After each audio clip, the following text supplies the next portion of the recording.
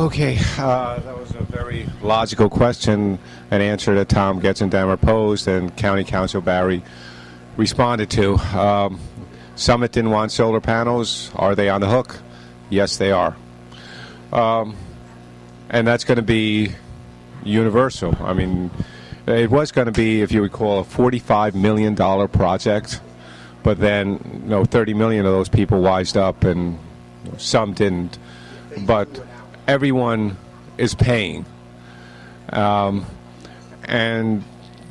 it's going to be major. There should have been a payment April 15th, last week. We'll have to see the bills from the Union County Improvement Authority, which is paying it. The October 15th one was $330,000, the debt payment. It might be different. They say they get, as you heard, they say they get money. But look at those solar panels. I mean, you see those solar panel farms up there in Berkeley Heights, New Providence, whatever, where they have hundreds of solar panels around there. Maybe, the Murray Hill one, maybe they're, what actually do they do? Maybe they do have you can work a light bulb.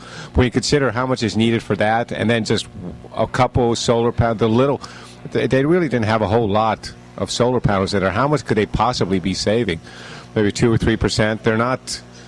It was a disaster of beginning to end, and the way it was sold, and everybody should be embarrassed participating in that. And that's what happens when you don't read the prospectus, when you don't understand the situation, and when you're told what to do, because Dakotas needs the money.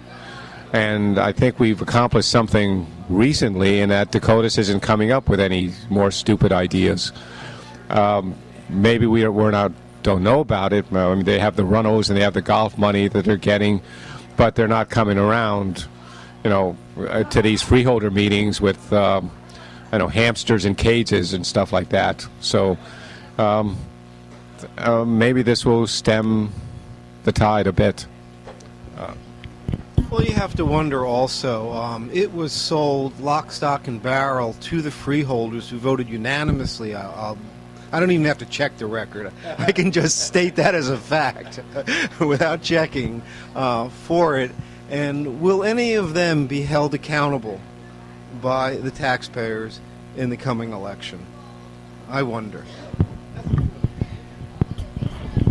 No, actually, Jim brings up a good question. Whenever they plan something, I think the next question from the public to them is, what happens if it fails? Are you specifically going to be accountable? Are you personally going to take money out of your pocket and give it into the county to offset the latest fiasco du jour that they dream up with Dakotas Fitzpatrick and the others? So, but that is a good question. We should be asking that. What happens when it fails? Because normally it does fail.